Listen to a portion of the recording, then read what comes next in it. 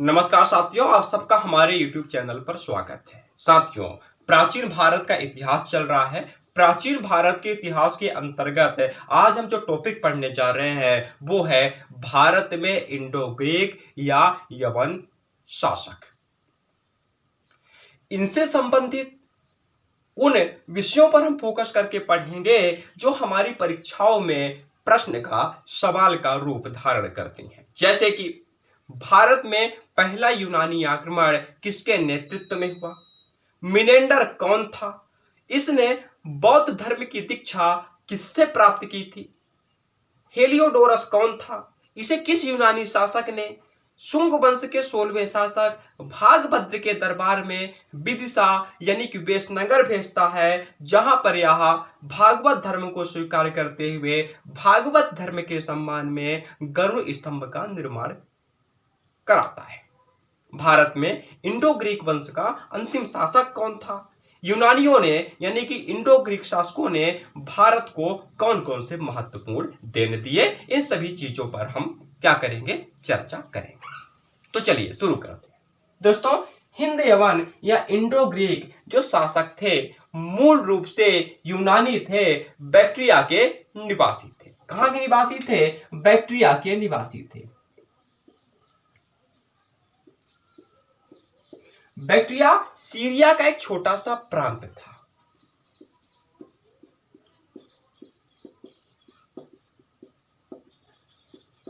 Bactria का संस्थापक कौन था? तो बैक्ट्रिया का संस्थापक सिकंदर था। बैक्ट्रिया में दो राजवंशों ने शासन किया। सिकंदर के पश्चात बैक्ट्रिया में दो राजवंशों ने शासन किया। पहला राजवंश है यूथिडेमस और दूसरा राजवंश है यूकेट्राइडिस।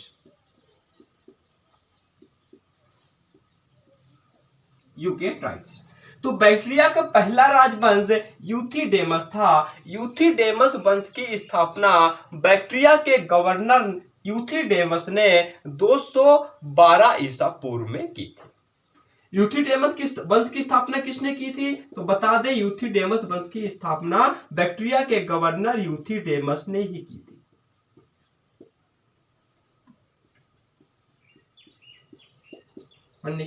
कब की थी? तो 212 ईसा पूर्व में की थी। ठीक है। अब बैक्ट्रिया के गवर्नर यूथिडेमस ने यूथिडेमस वंश की स्थापना की। स्थापना के कुछ दिनों के पश्चात, कुछ साल के पश्चात सीरिया के राजा एंटियोकस तृतीय ने यूथिडेमस वंश पर अटैक कर दिया, आक्रमण कर दिया। किसने? सीरिया के शासक एंटियोकस तृतीय ने।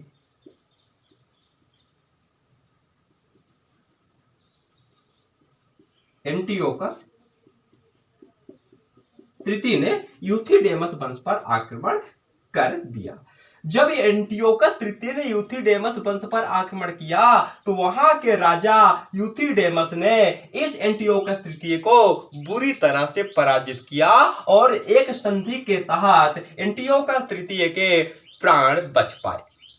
एंटियोकस तृतीय ने संधि के मुताबिक अपनी पुत्री का विवाह यूथिडेमस के पुत्र के साथ किया और बैक्ट्रिया को स्वतंत्र राज्य घोषित कर दिया। अब आगे चल करके यूथिडेमस वंश के संस्थापक और पहले शासक यूथिडेमस की हो जाती है मृत्यु। इसका राम नाम सत्य हो जाता है। तो इसके पश्चात इसके उत्तराधिकारी के रूप में यूथिडेमस वंश का शासक डेमेट्रियस बनता है। कौन बनता है? डेमेट्रियस। दोस्तों, इसी डेमेट्रियस के नेतृत्व में यूनानियों ने भारत पर पहला आक्रमण किया था। डेमेट्रियस के नेतृत्व में यूनानियों ने भारत पर पहला आक्रमण किया।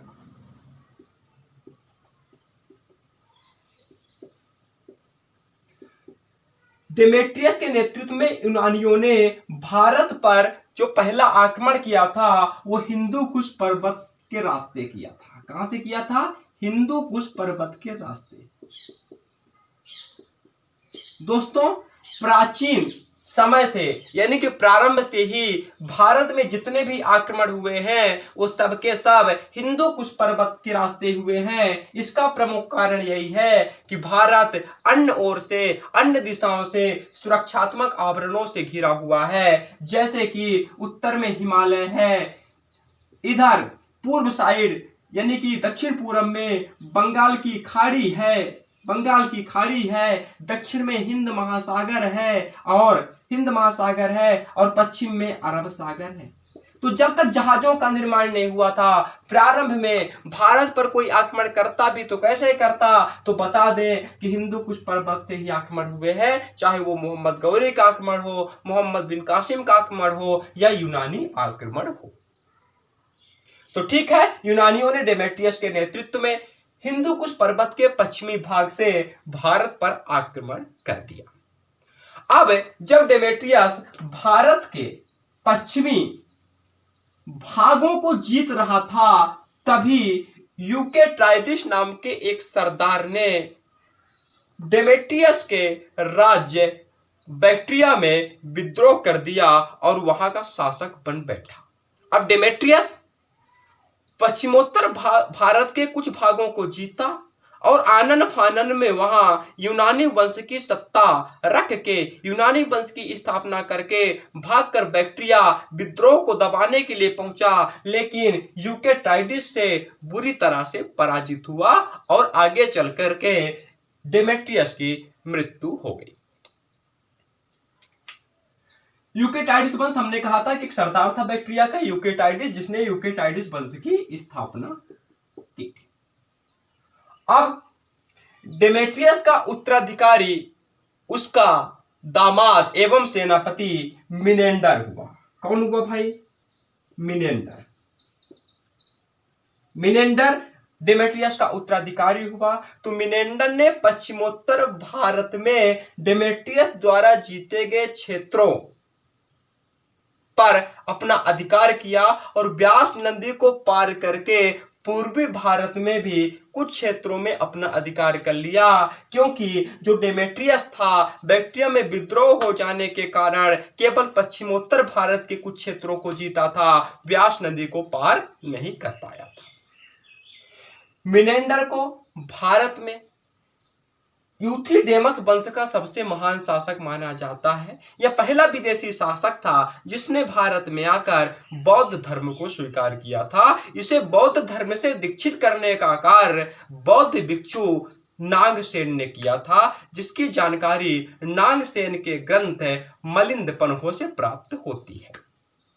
कहा जाता है कि मिनेंडर प्रजाहितैषी न्यायप्रिय शासक था। जब इसकी मृत्यु हुई तो लोगों ने इसके भस्मावशेषों से बौद्ध स्तूपों का निर्माण करवाया था।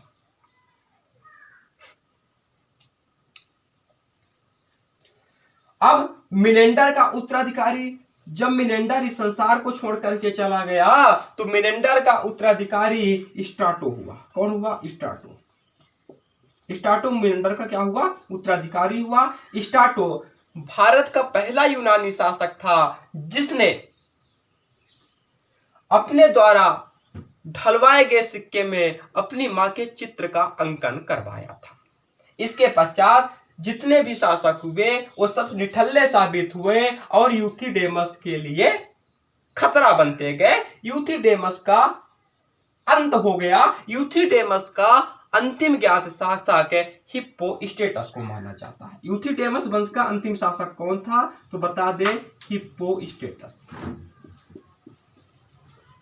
हिप्पोस्ट्रेटस भारत में यूथिडेमस वंश का अंतिम शासक था। इस प्रकार यूथिडेमस वंश की कहानी समाप्त होती है।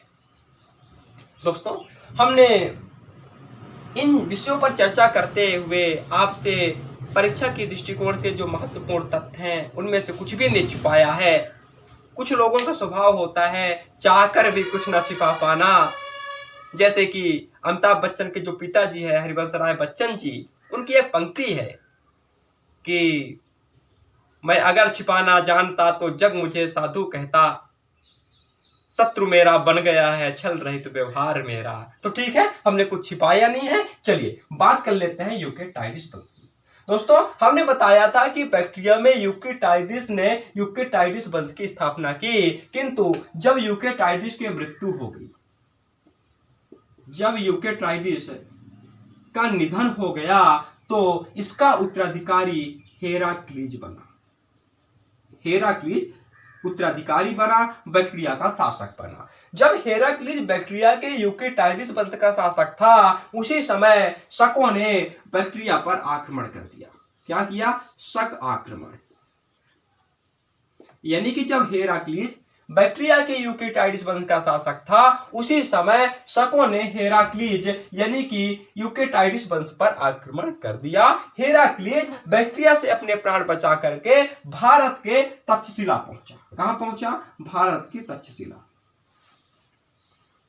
और इसने तक्षशिला को अपनी राजधानी भी बनाई थी। इसके साम्राज्य के अंतर्गत तक्षशिला और गंधार दोनों आते थे।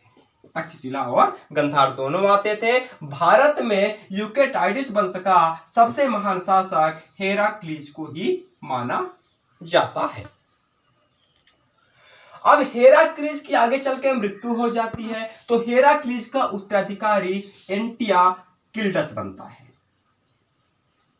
एंटियाकिल्डस वही एंटियाकिल्डस था जिसने अपने राजदूत के रूप में हेलियोडोरस को शुंग वंश के 16वें शासक भागभद्र के दरबार में वेशनगर यानी कि विदिशा भेजा था, जहां पर पहुंचकर हेलियोडोरस ने भागवत धर्म को स्वीकार किया था।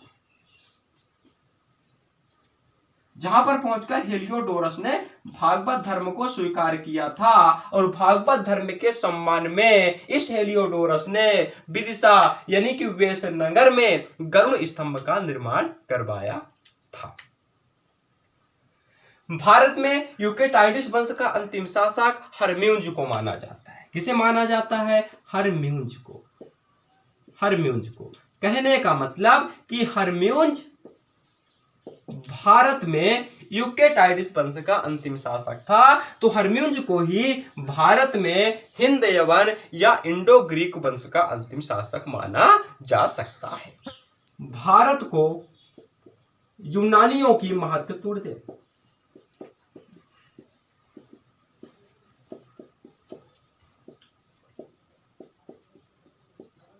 दोस्तों इंडो ग्रीक शासकों ने भारत में कई वर्षों तक शासन किया, यूनानियों ने कई वर्षों तक शासन किया और इस दौरान इन्होंने भारत को कुछ महत्वपूर्ण चीजें दी, जैसे कि पहला डाइक विधि से सिक्का ढालने का तरीका बताया। डाइक विधि से सिक्का ढालने का तरीका, जो कि उत्कृष्ट सिक्के में आती हैं। ठीक है, कोई दिक्कत नहीं। डाइक विधि से सिक्का ढालने का तरीका भारतीयों को किसने बताया? यूनानियों ने बताया।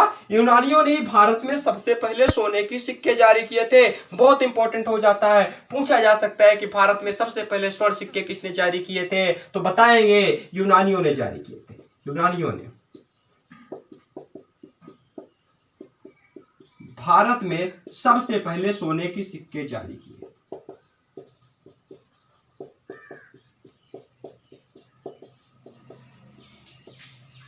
तो ठीक है, यूनानियों ने भारत में सबसे पहले सोने के सिक्के जारी किए, भारत को सिक्का निर्माण की डाइक विधि बताई, जो कि सिक्का ढालने की उत्कृष्ट विधि है, उत्कृष्ट तरीका है। इसके साथ ही साथ यूनानियों ने भारत को ज्योतिष विद्या के बारे में बताया। ग्रह, नक्षत्र, राशिफल इत्यादि के बारे में यूनानियों ने भारत को बताया। तो ठीक है, ज्योतिष विद्या के बारे में बताया,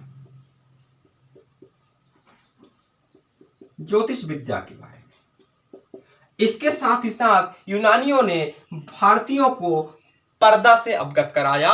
यही कारण है पर्दा का दूसरा नाम यवनिका भी है। क्या है? यवनिका भी है। तो ठीक है, पर्दा का ज्ञान कराया, पर्दा का ज्ञान कराया। पर्दा को यही कारण है कि यवनिक भी कहा जाता है। क्या कहा जाता है? यवनिका भी कहा जाता है। तो ठीक है, भारतीयों को यूनानियों की महत्वपूर्ण देन इस प्रकार है कि यूनानियों ने भारत को डाई की विधि से सिक्का ढालने की तरीका बताया। यूनानियों ने भारत में सबसे पहले सोने के सिक्के जारी किए, भारत को ज्योतिष विद्या से अवगत कराया, जैसे कि ग्रह, नक्षत्र, राशिफल, सप्ताह इत्यादि के बारे में भारतीयों को बताया, और पर्दा का भी ज्ञान कराया। यही कारण है कि पर्दा को यवनिका के नाम से भी जाना जाता है। तो ठीक है दोस्तों, इस प्रकार भारत में हिंद यवन या इंडो ग्रीक वंश का अंत होता है। मैं आशा करता हूं आपको पूरी की पूरी कहानी समझ में आ गई होगी, तथ्य याद हो गए होंगे। तो ठीक है, मिलते हैं अगले क्लास में अगले टॉपिक के साथ। यदि आपको मेरी यह क्लास पसंद आई हो तो वीडियो को लाइक कर दीजिएगा और चैनल को सब्सक्राइब कर दीजिएगा। मिलते हैं अगले टॉपिक के साथ, तब तक के लिए जय हिंद, जय भारत दोस्तों।